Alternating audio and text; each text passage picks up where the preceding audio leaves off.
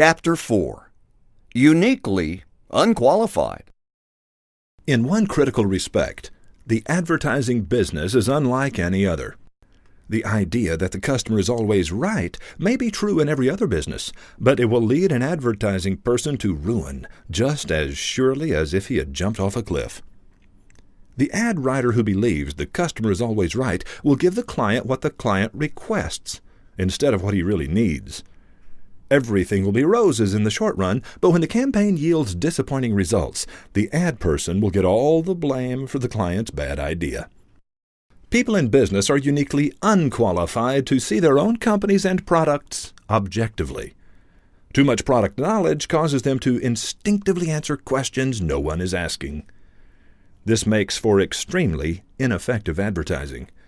A few years ago, Pennzoil spent millions of dollars shouting to America, "Pennzoil, the only leading brand of motor oil to meet the 1996 SAE requirements 2 years early." I'm still looking for the person they thought might care.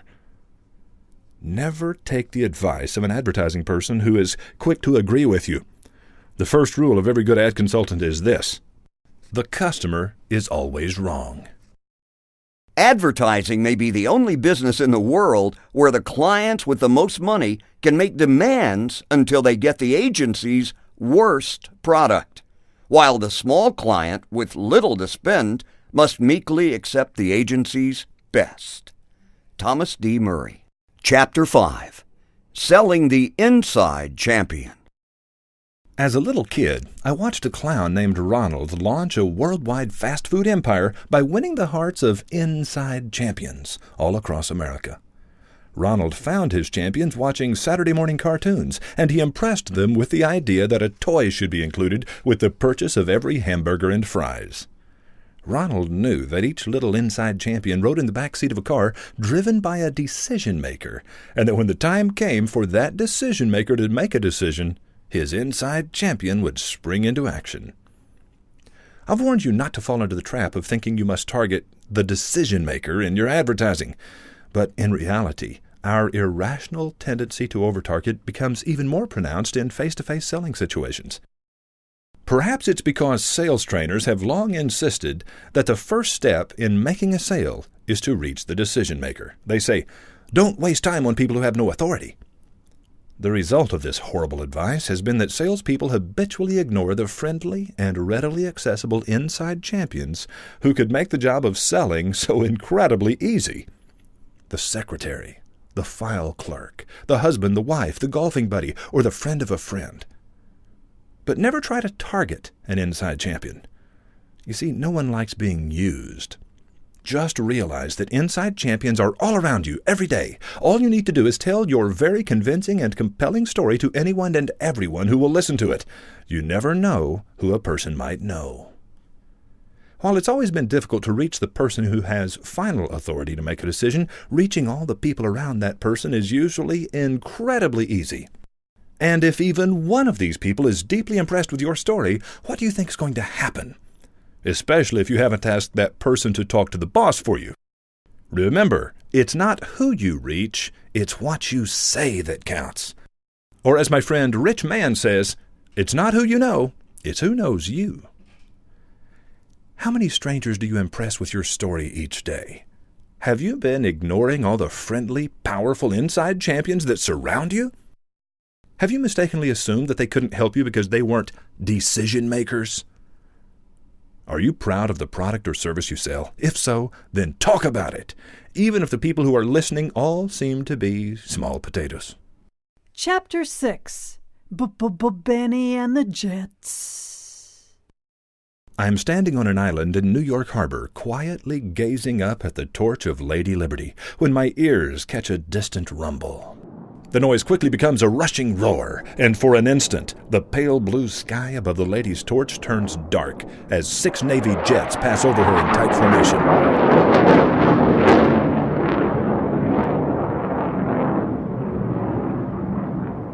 It's the first time I've ever seen the Blue Angels. My thoughts turn immediately to Benny. Benny is a printer who has taught his craft to several young people, then helped each of them open his own little printing shop. Benny remains a silent partner in each of the shops as he sells his young partners all their paper and printing supplies. Most people think Benny is a printer, but in reality, Benny is a salesman.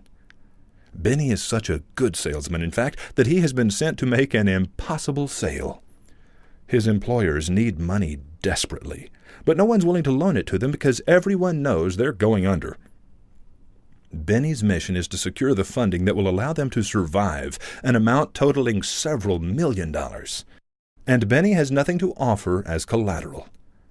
But Benny has a plan. Benny wangles himself an invitation to a dinner party where movers and shakers will be gathered. But instead of smiling and handing his business card to each of the powerful men, Benny slips into the room next door where all the men's wives have gathered. Benny smiles and listens and asks perceptive questions and is soon quite a favorite among the ladies, so it comes as no surprise when he's invited to party after party. And each time it's the same. Speak with the women, avoid the men. One night the ladies say, "Benny, tell us about yourself. Tell us about where you're from." Soon they're spellbound as Benny speaks from his heart about his employers and their lofty goals, hopes, dreams, and beliefs. Within a few days, Benny's employers have the money they need. As the Blue Angels pass over Lady Liberty, my mind turns to Benny because this is the statue that was sent as a gift to Benny's employers by the nice people who loaned them the money back in 1777. It was during America's darkest hour that Benjamin Franklin arranged to borrow from France the money needed to continue the Revolutionary War. 100 years later, the French congratulated Benny's employers on their success with a little gift called the Statue of Liberty. Fortunately for America, Benny knew how to win the hearts of inside champions, and it helped him save a struggling young nation. So tell me, would there be a statue in New York Harbor today if Benny had been trained to deal only with decision-makers? Every man has two countries, and one of them is France. Benjamin Franklin. Chapter 7. What is branding? Branding is the hot new buzzword favored by smooth-talking ad people who always seem to speak as though it were something new and mysterious. I have yet to find even one of these empty suits who has the slightest idea of how branding is accomplished in the mind. Branding is far from new. Ivan Pavlov won a Nobel Prize for his research into branding in 1904. Remember the story? Day after day, Pavlov would ring a bell as he rubbed meat paste onto the tongue of a dog.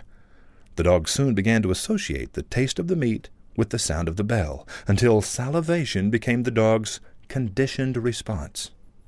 In psychological terms, this is implanting an associative memory. In other words, branding in all its full glory. Associative memory.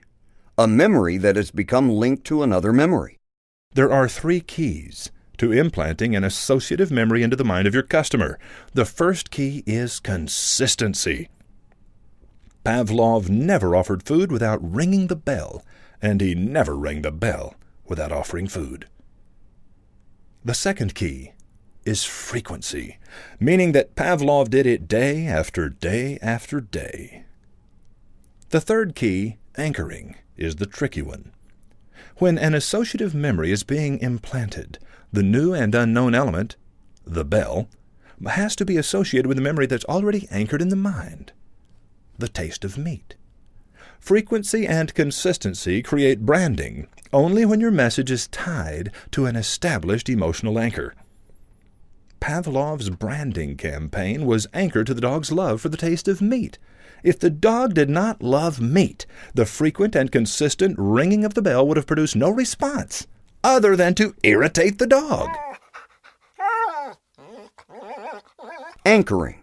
When implanting an associative memory, the recall cue must be associated with a memory that is already anchored in the mind. Frequency and consistency create branding only when your message is tied to an established emotional anchor.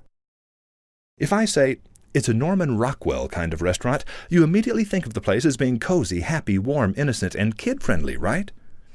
Your assumptions about the restaurant are anchored to your feelings about the art of Norman Rockwell. If I frequently and consistently cause you to associate the restaurant with Norman Rockwell, I am implanting an associative memory into your mind. Branding. Recall cue. A mental trigger that prompts a reader/listener/viewer to take a prescribed action at an appointed time. Often, incorrectly, called a reticular activator.